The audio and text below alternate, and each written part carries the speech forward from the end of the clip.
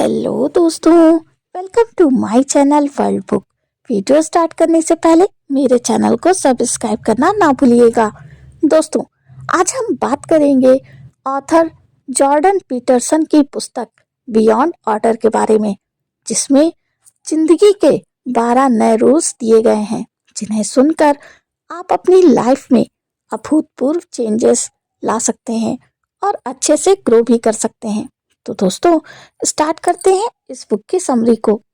अध्याय 1, get inspired by innovators. दोस्तों, अक्सर हमारी जिंदगी हमें बोरियत से भरी लगने लगती है। ऐसा तब होता है जब हमें कुछ भी नया करने की इंस्पिरेशन नहीं मिलती है। ऐसे में लेखक ने कहा है कि हमें इनोवेटर्स की क्रिएशन से इंस्पायर होना चाहिए। जैसे बहुत से नॉवेलिस्ट ने महान नॉवेल्स लिखे हैं, लेकिन हमने उनमें से कितने पढ़े होते हैं?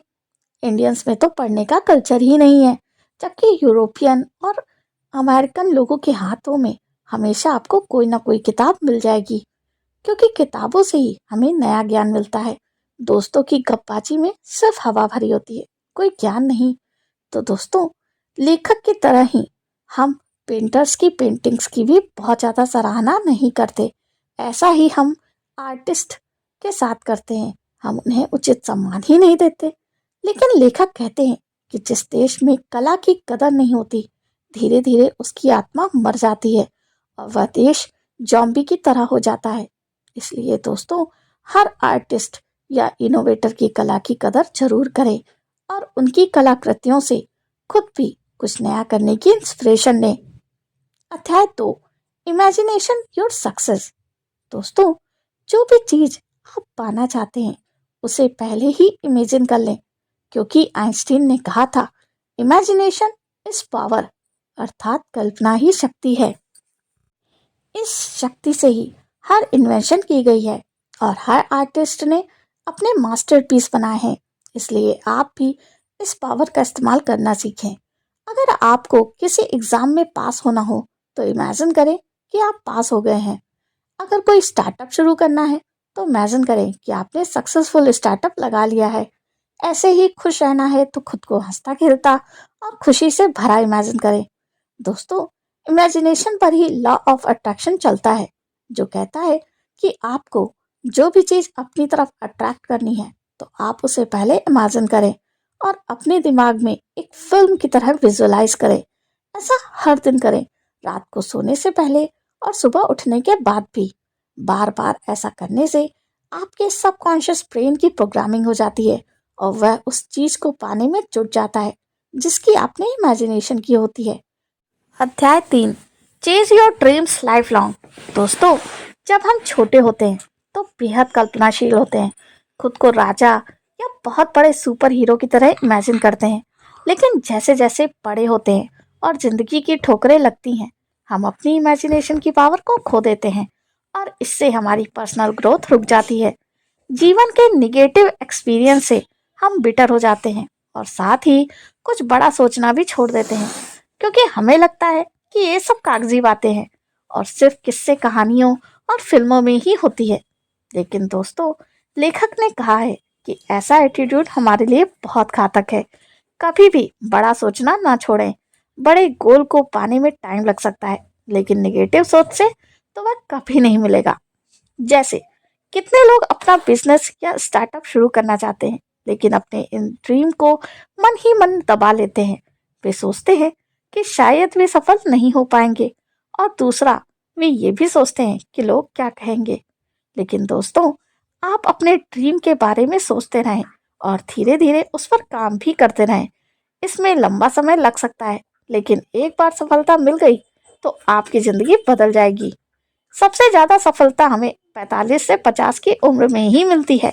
बहुत से एंटरप्रेन्योर्स और कंपनीज के मालिक, जिनके हमें नाम भी नहीं पता, इसी एज ग्रुप में सफल हुए थे। इसलिए आपको कभी भी सपने देखना और कल्पनाशीलता को नहीं छोड़ना चाहिए। अध्याय 4, टेक रिस्पॉन्सिबिलिटी। दोस्तों, बहुत से लोग जिम्मेवारी लेने से बचते हैं। इससे कोई उनकी इज्जत नहीं करता। इसलिए हमें हमेशा जिम्मेवारी लेनी चाहिए और उसे निभाना चाहिए। जिम्मेवारी परिवार से रिलेटेड हो सकती है या समाज और ऑफिस से रिलेटेड भी हो सकती है। जैसे पिता हमेशा बच्चों को पढ़ाने की जिम्मेवारी लेते हैं, लेकिन कुछ लोग शराब आदि की लत के शिकार हो जाते हैं। वे अपने बच्चों की फीस भी नहीं दे पाते और शराब व जुए आदि में पैसा उड़ा देते हैं। ऐसे लोगों का सब तिरस्कार ही करते हैं। जिम्मेवारी लेने से आपकी इज्जत बढ़ती है। इससे आपको अपने आप ही खुशी भी मिल जाती है। इसलिए कमिटमेंट से मत डरिए, बस आपको स्टेप बाय स्टेप एक एक्शन लेते रहना है। जो काम आपको दिया गया है उसे हर हाल में पूरा करके दिखाएं। इससे आप एक मैच्योर इंसान बनोगे और जिंदगी में बहुत सफलता प्राप्त कर लोगे। अध्याय 5, फाइंड एंजॉयबल करियर। दोस्तों, मजबूरी में की जा रही जॉब सब दुखों का कारण बनती है। मान लीजिए आप में पढ़ाने का टैलेंट नहीं था, लेकिन मजबूरी में टीचर बन गए, तो इससे ना तो आप ठीक से पढ़ा पाओगे और ना बच्चों को कुछ समझा पाओगे। इससे स्टूडेंट्स आपकी इज्जत भी नहीं करेंगे और आपको दुख होता रहेगा। इसलिए हमेशा ऐसे करियर का चुनाव करें जिसमें आप एक्सपर्ट हों। मान लीजिए कोई आदमी बहुत अच्छी चाय बनाता हो, तो दूर दूर से लोग उसके पास चाय पीने आएंगे और वह टीचर से कई गुना पैसा कमाएगा। कोई भी प्रोफेशन छोटा बड़ा नहीं होता, सिर्फ आपको खुद को प्रूव करना दिखाना आता है। अगर आप चाय बनाकर भी आपने किसी इंजीनियर या डॉक्टर रिश्तेदार से ज्यादा कमा लेते हो, तो सबका मुंह अपने आप ही बंद हो जाएगा। बल्कि अच्छी चाय बनाने वाले की लोग हर बार तारीफ ही करेंगे। इससे वह खुश और संतुष्ट भी रहेगा।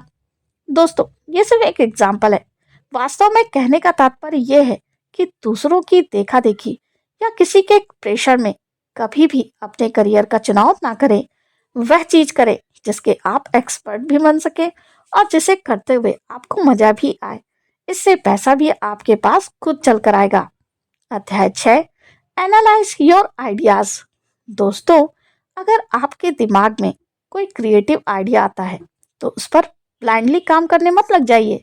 जैसे मान लीजिए आप स्क्रिप्ट राइटर हैं और आपके दिमाग में किसी फिल्म स्टोरी का आइडिया आया। फिर आप स्क्रिप्ट लिखने लगते हैं। आपने सोचा कि आइडिया बहुत अच्छा है, इससे फिल्म सुपर हिट बनेगी। फिर आप आइडिया को प्रोड्यूसर के पास भेजते हैं, लेकिन एक के बाद एक सारे प्रोड्यूसर उसे रिजेक्ट कर देते हैं। तो इसका क्या मतलब हुआ? इसका मतलब यही है कि जिस आइडिया को आपने बहुत अच्छा समझ लिया था, लोगों की नज़र में वह एक अच्छा आइडिया नहीं है। इसलिए हमेशा आपको एक क्रिटिक का माइंडसेट भी रखना होगा। मतलब जो आइडिया आया है उसे क्रिटिक की तरह देखिए, उसके पॉजिटिव और निगेटिव पॉइंट्स लिख लीजिए। अगर निगेटिव पॉइंट्स ज़्यादा हो तो उनमें सुधार की भी गुंजाइश ना हो, तो ऐसे आइडिया को डिस्कार्ड करना ही बेहतर है, वरना आप उस पर काम करके अपना बहुत सा टाइम वेस्ट कर दोगे। अध्याय 7, प्रेशर क्रिएट्स डायमंड्स। दोस्तों, कई बार हम पर काम का बहुत ज़्यादा प्रेशर आ जाता है, लेकिन उससे घबराए नहीं, क्योंकि प्रेशर में ही कार्बन डायमंड में बदल जाती है। ऐसे ही आप भी हार्डवर्क करके एक ऐसे इंसान बन जाते हो जिसे लोग जेम ऑफ अ पर्सन कहने लगते हैं। लोग आप पर पूरा ट्रस्ट कर पाते हैं और इससे आपकी रिस्पेक्ट और रेपुटेशन बहुत बढ़ जाती है। कितना भी टफ काम क्यों ना हो, आप उसे इजी बना सकते हैं। सबसे पहले उस काम को पार्ट्स में डिवाइड कर ले, फिर एक टाइम शेड्यूल बना ले। इसके बाद जो चीज़ें आसान हो उन्हें करना शुरू करें और निपटाते जाएं। जो पार्ट टफ हो उसमें दूसरे कलीग की हेल्प ले सकते हैं। हर आधे घंटे में थोड़ी ब्रेक लेते रहें, जिसमें आप स्ट्रेचिंग और डीप ब्रीदिंग कर सकते हो। तो इस तरह से धीरे धीरे आपका सारा काम निपट जाएगा। अध्याय 8, start your day bye cleaning your room.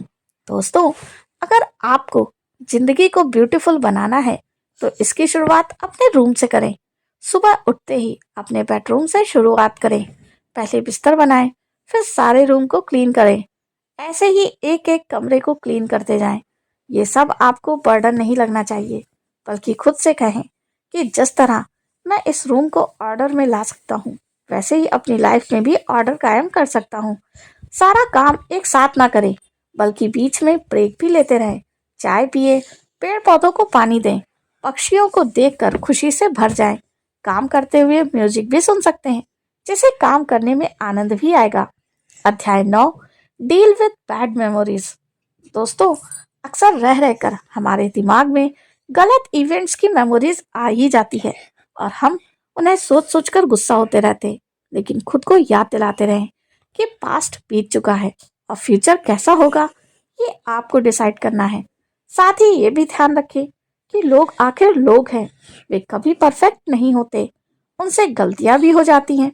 इसलिए किसी ने आपको अगर बुरा भला बोला भी है तो उन्हें इम्परफेक्ट ह्यूमन समझकर माफ कर दें।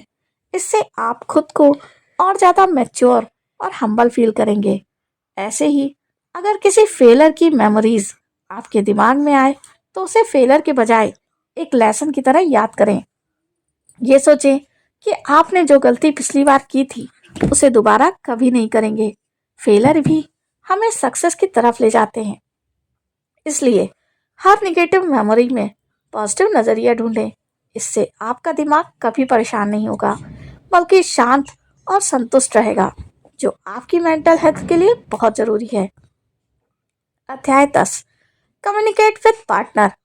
दोस्तों, कई बार शादीशुदा जिंदगी बहुत बोझिल हो जाती है क्योंकि हम अपने इमोशंस अपने पार्टनर के साथ शेयर ही नहीं करते।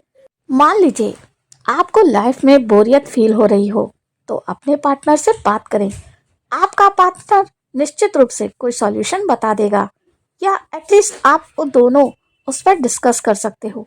ऐसे ही मान लीजिए आप करियर चेंज करना चाहते हैं लेकिन पार्टनर से कहने में हेजिटेशन हो रही हो, तो ऐसे में चीज़ों को अपने दिमाग में ना रखें बल्कि पार्टनर के साथ लॉजिकल बात करें, क्योंकि हो सकता है आपका पार्टनर भी वैसा ही फील कर रहा हो और आपको मोटिवेट करे।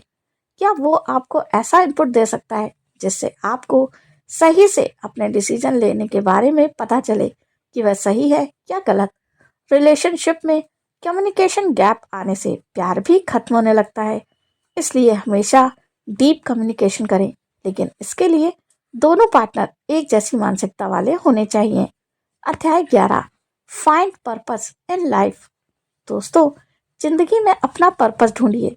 युवावस्था में तो सबके पास पर्पस होता है, जैसे उन्हें पहले स्टडी करनी होती है, फिर जॉब ढूंढनी होती है, इसके बाद शादी करके बच्चे हो जाते हैं, लेकिन उसके बाद धीरे धीरे लाइफ मीनिंगलेस लगने लगती है। ऐसा लगता है कि हम हर दिन एक ही दिन को जी रहे हैं, घर से ऑफिस और ऑफिस से घर, यही लाइफ बन जाती है। तो ऐसे में हमें अपना पर्पस ढूंढना चाहिए, ऐसा टास्क जिसे करके आपको लाइफ मीनिंगफुल लगे।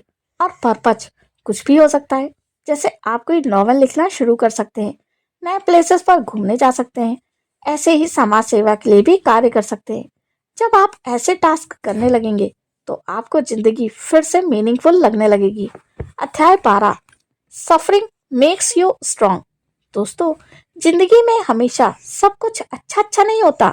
कई बार मुसीबतें और बाधाएं भी आ जाती हैं, लेकिन हमें उनसे घबराना नहीं चाहिए बल्कि उनका कोई सॉल्यूशन ढूंढना चाहिए। धीरे धीरे ही सही उन्हें दूर करने की कोशिश करनी चाहिए। ये बाधाएं हमें मेंटली स्ट्रांग बना देती हैं, जिससे हमें आगे चलकर बड़े से बड़े गोल्स को अचीव करने में हेल्प मिलती है। कुछ लोग सफरिंग को लेकर निगेटिव रवैया अपनाते हैं। जैसे ही कोई प्रॉब्लम आती है वे रोना शुरू कर देते हैं, वे अपनी किस्मत को भी कोसने लगते हैं। लेकिन दोस्तों, सफरिंग सबकी लाइफ में आती है, फिर चाहे वह भगवान ही क्यों ना हो। आपने पढ़ा ही होगा, राम जी ने 14 वर्ष का वनवास झेला था, जीसस क्राइस्ट को सूली पर लटका दिया गया था। ऐसे ही कोई कितना भी रिच क्यों ना हो, उसे बहुत सी मुसीबतें झेलनी पड़ती हैं। जैसे सबसे अमीर व्यक्ति जेफ बेजोस पर भी आए दिन कोर्ट केसेस चलते रहते हैं। क्या वे कम मुसीबत वाले हैं? इसलिए हमेशा ऑब्स्टेकल्स, प्रॉब्लम्स और सफरिंग के लिए तैयार रहिए। ये सब तो आते ही रहेंगे, लेकिन आपको सिर्फ उनसे निपटने के लिए तैयार रहना होगा, वो भी चेहरे पर मुस्कान के साथ। याद रखिए, हवा के थपेड़ों से कोई भी वृक्ष टूटता नहीं है, बल्कि इससे उसे तूफानों से लड़ने की ताकत मिलती है। ऐसे ही सफरिंग भी आपको अंदर से ताकतवर बना देगी, जिससे आप लाइफ में सक्सेस हासिल कर पाओगे। तो दोस्तों, इस बुक की समरी यहीं पर समाप्त होती है। कमेंट करके जरूर बताइएगा आपको मेरी ये वीडियो समरी कैसी लगी। बढ़िया या बहुत बढ़िया। तो मिलते हैं नेक्स्ट वीडियो में। थैंक यू, धन्यवाद।